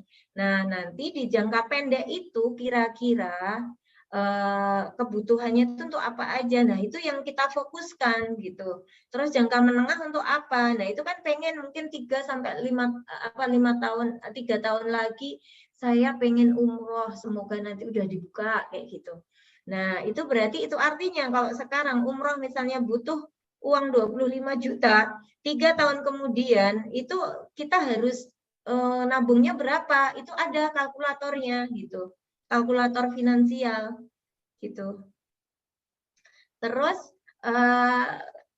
tadi yang 10%, nah kebutuhan sosial. Nah, kadang kalau di ini ya, misalnya kita sekarang sumbangan dengan ini 10% dari penghasilan kita lebih apa enggak? Kadang lebih gitu. Nah, kalau kadang lebih dan akhirnya kita enggak tersisa investasi, saatnya kita harus nambah penghasilan.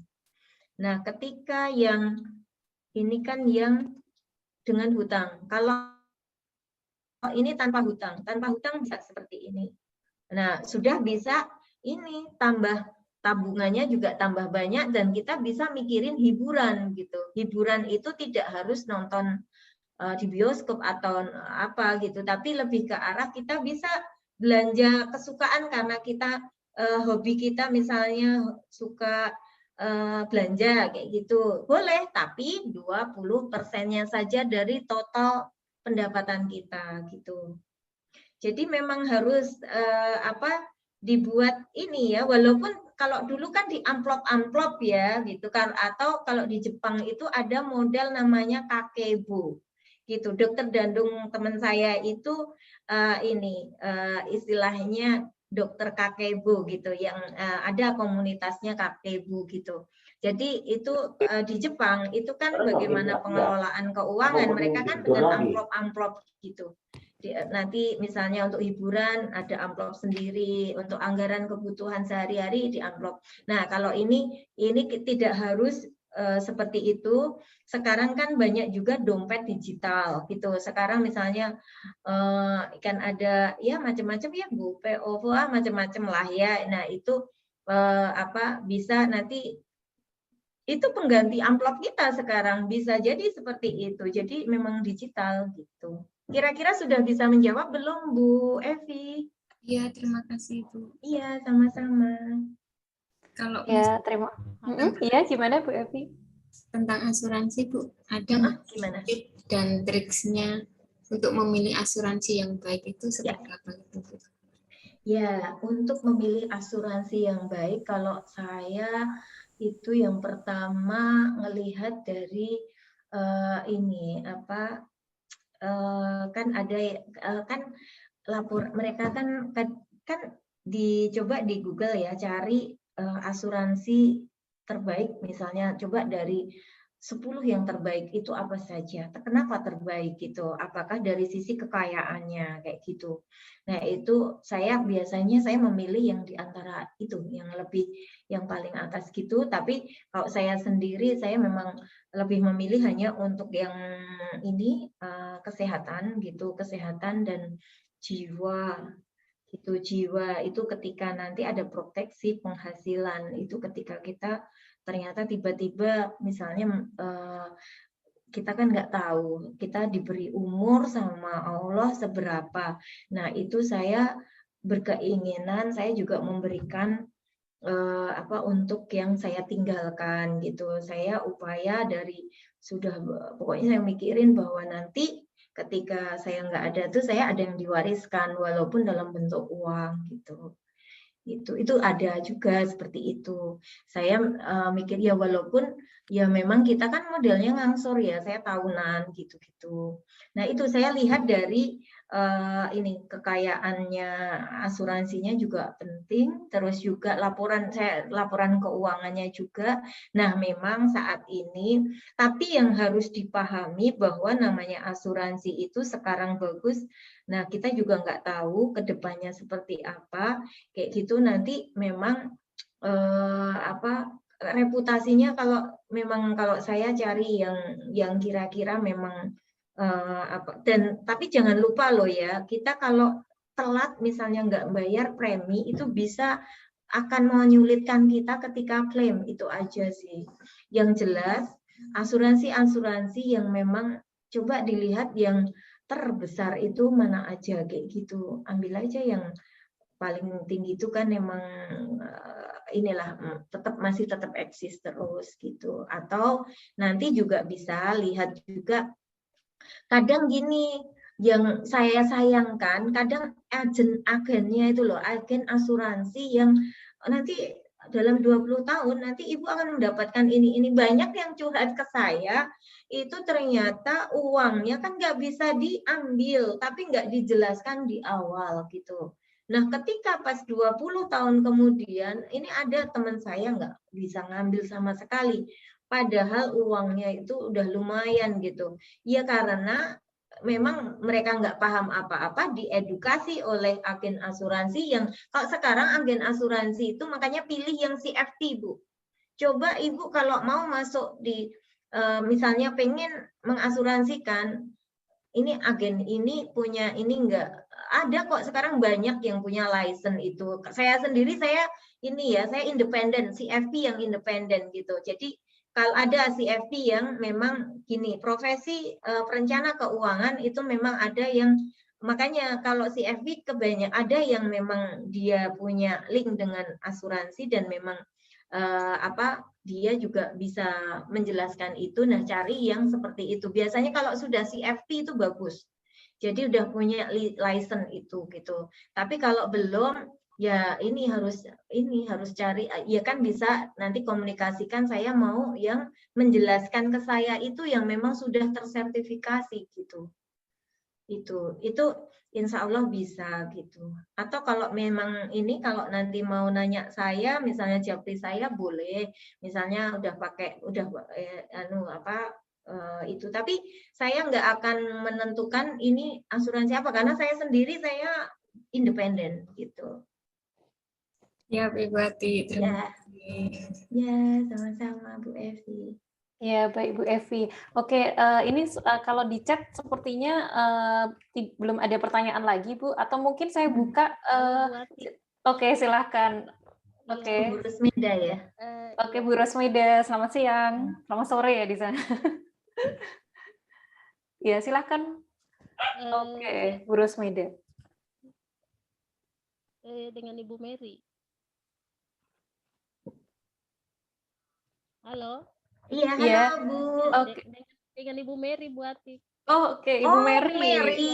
Ya, mana Bu Mary? Ini saya mau tanya Ibu Atik yang persentase untuk skala prioritas rencana keuangan tadi. Yang saya mau tanya yang dana darurat itu kira-kira ada di persentase yang kebutuhan untuk yang investasi atau yang kebutuhan mana Ibu Atik? Maksudnya di persentase itu untuk dana daruratnya kita sedangkan dari yang mana? Oh, di investasi dan tabungan itu harus mikirin itu kalau memang belum ada dana darurat masuk situ. Oh, masuk di yang investasi yang 20% ya? Iya, itu di breakdown gitu ya, di breakdown nanti kira-kira. Tapi gini dari total penghasil. Tapi gini ya, sebelum menentukan itu kita finansial check up dulu. Ibu nanti 3 bulan terakhir ini coba konsisten untuk nyatet pengeluaran harian gitu. Nah 3 bulan terakhir setelah itu coba pengeluaran yang kita lihat yang kira-kira itu merupakan keinginan saja atau memang itu memang sangat diperlukan, coba di mappingkan. Kalau memang diklasifikasikan, kalau itu memang itu ternyata tidak yang banyak yang hanya keinginan, tolong bisa nggak dicoret-coret aja. Jadi nanti kan tinggal apa saja kan bisa ketahuan tuh. Oh, berarti hanya ini gitu. Nah, itu kalau emang sudah kan bisa dibicarakan dengan keluarga, Bu, itu. Iya. Itu nanti bisa untuk merencanakan ke depan yang bareng-bareng. Kan nanti kalau memang sudah berkeluarga ada pendapatan suami dan istri kan nanti bisa digabung kayak gitu. Tapi kalau masih single itu kan hanya satu orang saja dan hanya menentukan ini ya nanti kita sendiri berarti yang membuat itu gitu 3 bulan terakhir. Setelah itu kita lihat keuangan cash flow kita itu 3 bulan itu minus atau surplus. Kalau surplus, nah itu artinya di luar pengeluaran ya, berarti kita ada dana yang bisa kita alokasikan seperti tadi Bu, gitu. Terus, tapi yang utama pikirin dana darurat dulu. Kalau memang belum ada dana darurat, saya harapkan kita mengalokasikan untuk dana darurat dulu gitu. Karena kalau dana darurat itu sangat penting ketika nanti tiba-tiba kita harus butuh uang yang mendadak gitu loh. Nah, memang di Indonesia itu kalau pernah dengar ada namanya sandwich generation. Sandwich generation. Nah, di Indonesia kita banyak sandwich generation. Maksudnya apa? Jadi kita di generasi sekarang kita juga membiayai dari adik-adik kita, orang tua kita, gitu-gitu. Tapi ya nggak apa-apa, itu wujud, misalnya wujud bakti kita nggak masalah gitu. Tapi kita juga harus atur gitu kan. Nah ini yang harus kita pahami. Berarti kan harus mikirin juga untuk keluarga kita gitu, keluarga ya gini, kalau kita udah punya keluarga, kita ternyata masih harus membiayai adik, kan ada yang kayak gitu, atau harus membiayai orang tua gitu, itu juga ada, itu nggak apa-apa gitu, tapi nanti kita harus lihat dulu kondisi keuangan kita juga gitu. Nah, tentu saja semua pengeluaran kita 3 bulan itu tolong dicatat dulu gitu. Dicatat, terus nanti coba dari 3 bulan itu yang sering ada itu apa, yang memang bukan keinginan, itu yang utama, yang diperlukan, yang perlu itu, yang keinginan tuh bisa nggak istilahnya dihapuskan. Kalau memang tetap ada, tapi apa? Terus nanti dilihat penghasilan kita itu mencukupi nggak. Kalau tidak mencukupi, itu artinya kita saatnya cari penghasilan tambahan. Itu cari penghasilan tambahan itu dari mana? Bisa lihat kompetensi kita. Kalau kita pintar bahasa Inggris, ya udah kita buat aja kelas bahasa Inggris gitu, atau kita bisa ngelesin, atau yang lain kita ternyata bisa cooking class, atau yang lain, itu banyak yang bisa, ini sesuai passion kita gitu. Gitu. Nah, iya, gimana Bu Mary? Iya, baik Ibu. Jadi kalau dana yang untuk dana darurat itu memang batasannya 20% atau bisa kurang atau lebih, atau itu seperti apa? Yang idealnya itu memang Ibu. Gini, ideal itu menurut kita masing-masing ya Bu, keadaan sikon kita. Makanya saya sampaikan perlu namanya financial check up dulu. Kalau nanti kita langsung mentah-mentah menerima yang saya share tadi, ternyata loh Bu Ati, saya 20% tuh cuma segini, nggak bisa untuk ini ya kan. Makanya kita harus 3 bulan terakhir itu coba kita cek gitu, apalagi sekarang pandemi gitu ya. Itu kalau jadi, memang punya setelah financial check up berarti kan persentasenya bisa tidak harus nggak harus iya, seperti itu. Iya, sesuaikan kondisi aja. Iya, biar bisa jalan semua Bu. Tapi nanti kalau ternyata kok belum optimal, nggak bisa untuk mencapai tujuan-tujuan itu tadi, kan gini, kita 3 bulan buat nih, 3 bulan pengeluaran, terus kita klasifikasikan. Setelah itu kita juga punya rencana tujuan jangka pendek, tujuan jangka menengah, dan tujuan jangka panjang, begitu kan. Nah, kan di situ tujuan jangka pendek misalnya untuk tujuan jangka pendek misalnya bayar sekolah anak itu kan bulanan ya, itu berapa gitu. Terus juga tujuan misalnya dalam setahun kan butuh berapa, itu kan nggak masalah karena ternyata masih bisa tercover. Terus kalau misalnya yang jangka pendek itu yang pengen misalnya karena ini COVID udah mungkin bisa kita ke rumah orang tua, misalnya orang tua di beda tempat kan bisa ke sana kayak gitu, itu bisa misalnya harus dialokasikan kan itu dananya kira-kira biar pas nanti kesananya itu ada uangnya gitu. gitu. Nah, Baik, kayak Ibu. gitu. Kalau Iya. nanti dengan nominal misalnya butuh 6 juta gitu. Terus tambah lagi yang jangka pendek lagi misalnya dengan nominal misalnya mau untuk sekolah anak SMA misal. Nanti dalam waktu ini kurang 6 bulan lagi kayak gitu. Kalau memang belum dianggarkan. Nah, itu kan tujuan-tujuan jangka pendek. Terus yang jangka menengah, jangka panjang bisa kita dana pensiun kita, terus juga apa yang terkait di atas 5 tahun, misalnya kita pengen punya usaha, harus punya modal misalnya saat ini dibutuhkan untuk usaha misalnya nanti kita butuh 100 juta untuk saat ini. Nah, nanti ketika kita butuh 10 tahun lagi karena mungkin kita pengen punya usaha gitu tapi 10 tahun lagi gitu. Itu bisa juga nanti berapa hari ini yang harus per bulan kita sisihkan gitu, Bu. Iya. Baik, Ibu. Terima kasih. Iya, Mungkin sama-sama Bu nanti Mary. bagikan template Excel-nya ya, Bu, yang tadi. Iya, iya Terima Bu. kasih, Bu. Iya, sama-sama. Ya, terima kasih Bu Mary ya. Ini lanjut ke Bu Rosmeda nih ya. Wah, sebenarnya udah lebih dari ini ya Bu ya, waktu kita seharusnya ya Bu, tapi nggak apa-apa Iya, nih nggak Bu apa-apa. Rosmeda ini dari tadi sudah raise hand ini. Silakan Bu. Oke, masih di mute. Oke, Iya. Terima kasih Mbak Kiki sama Ibu Ati. Iya. Sebenarnya mungkin topik pertanyaan saya ini lebih relevan dengan di hari Sabtu yang lalu. Namun karena kebetulan tidak ikut di sesi finansial lembaga, saya hanya ingin bertanya mengenai ketika ada kas pribadi yang surplus ataupun defisit, ya itu kalau pribadi bila dikaitkan dia kepada sebuah lembaga, ya tadi di situ ada disarankan oleh Ibu Anti, salah satunya adalah menambah pendapatan.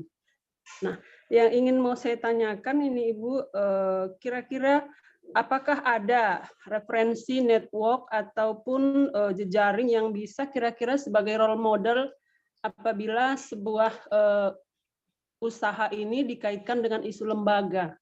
Kira-kira ada nggak yang mungkin Ibu bisa kasih gambaran usaha seperti apa yang lebih mudah membuat masyarakat itu tertarik apabila itu dikaitkan dengan lembaga?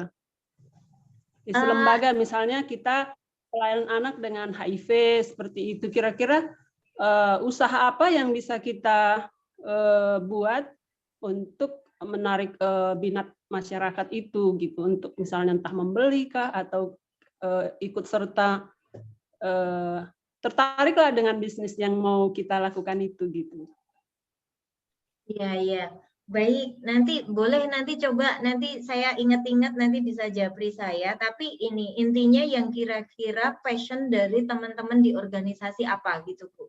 Itu saya rasa bisa misal laundry kah, atau kan saya nggak ngerti nih posisinya kayak apa, ataukah buat kayak warung atau yang untuk nanti bisa untuk menambah income gitu, atau bisa jadi nah ini nanti bisa sebenarnya ada gitu, tapi kan nanti saya konfirmasi dulu. Ada yang klien saya itu ada ini kafe kayak gitu buat seperti itu kan, terus juga ada yang ini juga kayaknya ada layanan HIV-nya juga gitu. Itu terus, nah ini bisa nanti coba lah ya kira-kira apa untuk menambah income toh Bu, artinya unit usaha apa lembaga, yang bisa untuk menambah income lembaga gitu. Itu bisa Bu, nanti kalau role modelnya seperti apa, nah nanti gini, itu berkaitan dengan saat ini ada donor Bu, ada donor lain yang masuk. Untuk saat ini belum. Oh belum, jadi ini murni totalitas dari organisasi? Iya, jadi masih saja kontribusi dari beberapa anggota, kemudian mungkin ada kadang-kadang ada secara personal gitu terbuka hatinya ini, untuk berbagi. Udah jadi, berapa lama? Sudah cukup lama di lembaga ini. Oh, Sudah ini di belum Tegak akses ke Tegar, Ibu. donor. Kenapa? Di Tegar, Plan Anak dan Keluarga. Oh, ya. Ya, nanti di lingkungan, coba Ibu mappingkan di lingkungan itu sepertinya sebenarnya apa yang bisa membuat ini ya, bisa dibuat unit usaha, apa yang bisa nanti mendatangkan banyak istilahnya bisa juga Bu kalau apa istilahnya charity nanti untuk pendampingan ke ini ya HIV gitu. Ya, betul. Kan itu charity seperti yang digital fundraising yang kemarin kan bisa juga toh Bu dengan mengimplementasikan digital dengan misalnya membuat ya istilahnya memang harus ada tim ya, tim kreator yang memang nanti bisa untuk apa intinya Mendesain nih. kenapa? Untuk mendesain programnya. Iya, nah itu dari sisi kan bisa ya itu namanya digital fundraising gitu. Atau kalau memang yang real dengan usaha real, lah itu nanti di situ kira-kira apa? Apakah yang memungkinkan itu apa? Karena saya sendiri karena saya nggak ngerti juga di sana ada apa gitu. Itu bisa Bu nanti coba didiskusikan atau nanti coba kita bisa diskusikan bersama. Ya. Baik Ibu, mungkin nanti untuk next berikutnya boleh izin saya japri ya Ibu. Boleh, iya nggak Ya, apa-apa. untuk, Ya. terima kasih banyak Bu. Ya, sama-sama Bu Rosmida.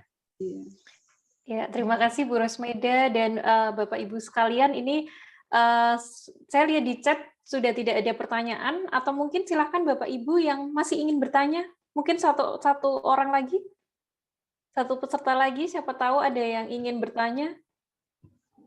Oke, kalaupun sudah tidak ada, ini untuk closing Bu, apa ya, semacam kesimpulan Bu dari diskusi hari ini. Silahkan Bu Ati. Ya, jadi memang ternyata dari pertanyaan-pertanyaan teman-teman tuh menarik semua ya Mbak Eki gitu. Jadi bahwa memang inilah yang apa intinya bahwa diskusi kita sore hari ini itu memang yang pertama kita pikirkan bagaimana ternyata untuk merencanakan keuangan yang harus dilakukan kita itu sekarang pertama financial check up terlebih dahulu. Financial check up itu nanti kita coba kita buat arus kas 3 bulan ini, terus nanti setelah itu coba kita cek pengeluaran-pengeluaran yang termasuk need dan want, itu dibedakan.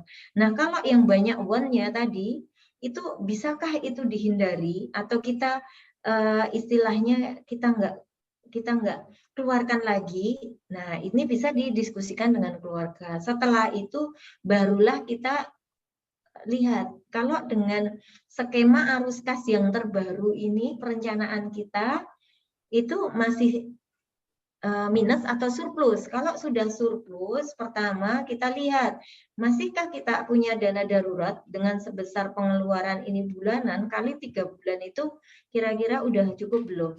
Kalau memang sudah baru, tapi kita juga boleh tuh kita membuat tujuan finansial kita.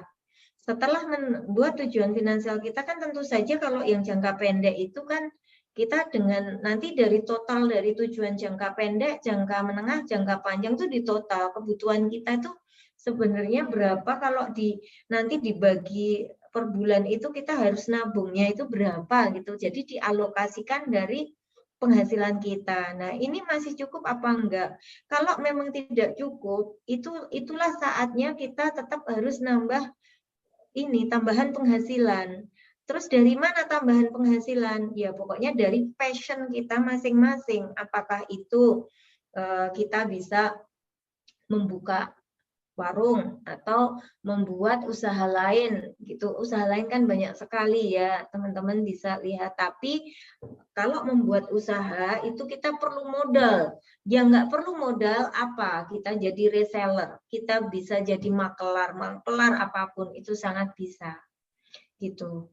Dan saya ada beberapa teman yang memang profesinya juga makelar, tapi ternyata juga malah lebih baik dan beliaunya single fighter, seorang perempuan bisa membiayai semua ini karena suaminya meninggal gitu. Itu anaknya kuliah semua, tapi alhamdulillah bisa tercover semua gitu. Nah, itu posisi. Jadi tidak itu semua itu bisa gitu tanpa sebenarnya tak ada alasan ketika itu tidak maksudnya dengan pokoknya harus growth mindset dulu gitu. Kalau kita sudah growth mindset, apapun itu yang akan kita hadapi itu pasti akan ada jalan.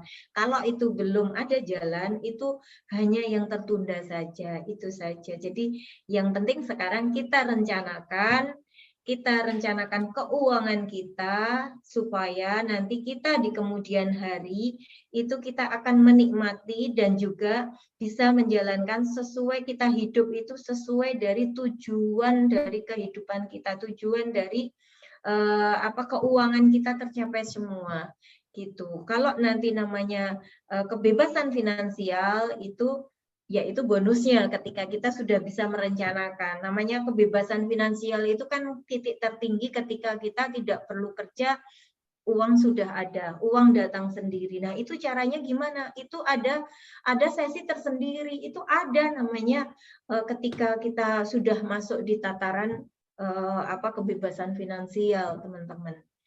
Itu saja dari saya. Mohon maaf kalau banyak kekurangannya. Saya akhiri. Wassalamualaikum warahmatullahi wabarakatuh.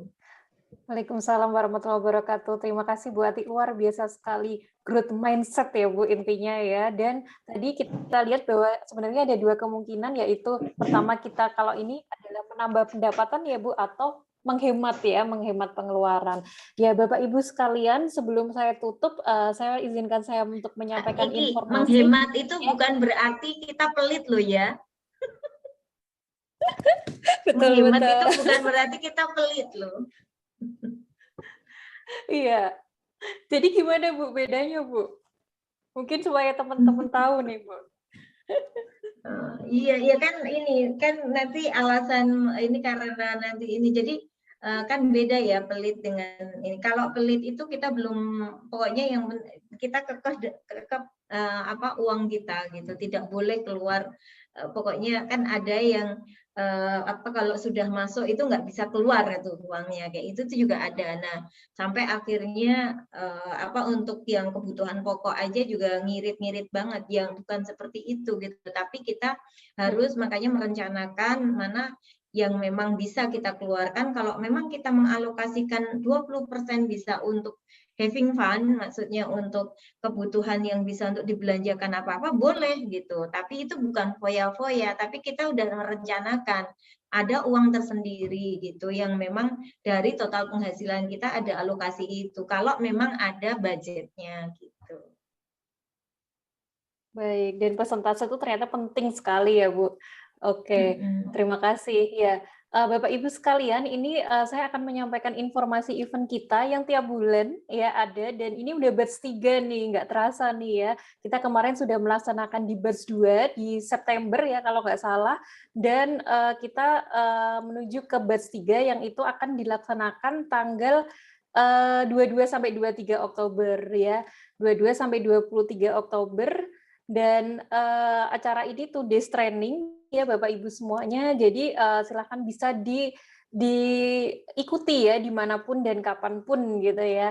Nah kemudian ini pembicaranya tetap ya Bu Ati yang akan mengisi training full 2 hari ya Bapak Ibu semuanya. Memang ini kita desain secara 2 days training ya, dengan via Zoom gitu ya, dengan pembelajaran terstruktur dan juga ada FGD-nya, dan juga ada rekaman yang itu bisa kita share nanti setelah pelatihan pun juga dapat Bapak Ibu ulangi ya, mau diputar berulang-ulang juga bisa.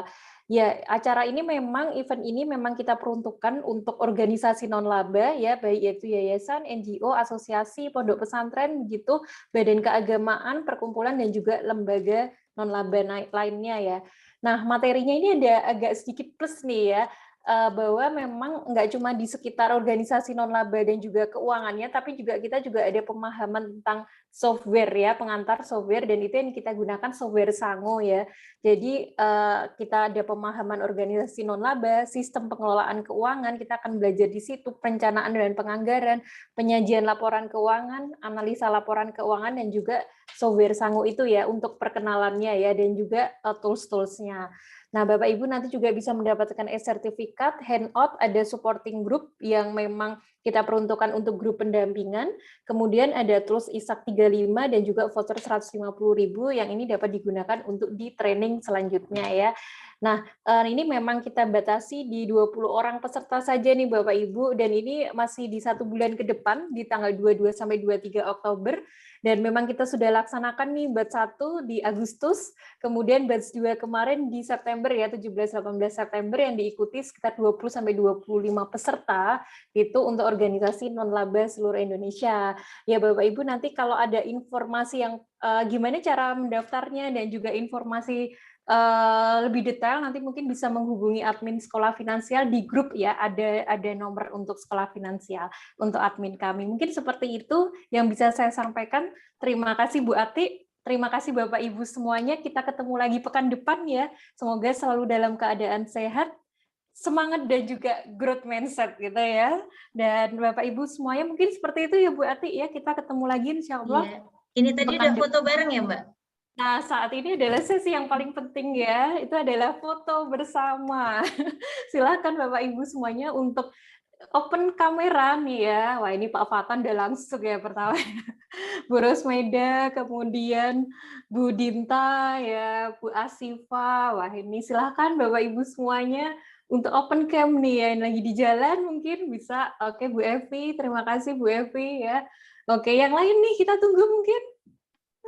Kita sambil tunggu nih, apa yang lain mungkin lagi di jalan nih. Oke, Bu Revi. Wah, ini Bu Revi kemarin ikut bus juga ya, Pak Fatan juga gitu. Oke. Oke, sambil menunggu yang lain mungkin bisa dipandu Mbak Nina. Silahkan Mbak Nina. Iya, selamat sore Bapak Ibu semua. Salam sehat semangat, growth mindset. Untuk bersiap-siap masih ada yang on kamera. Saya tunggu beberapa saat.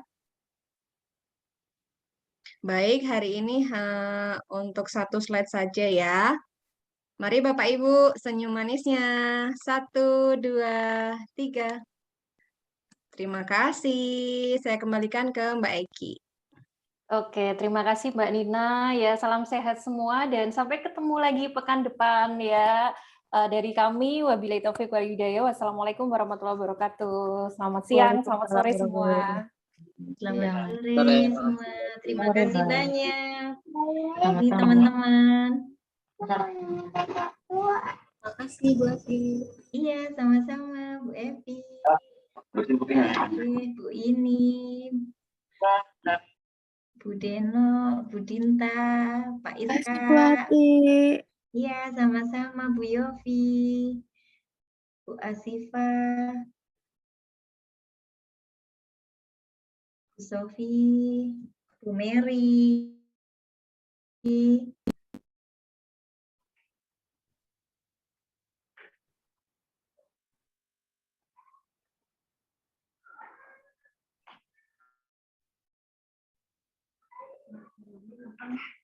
Hah?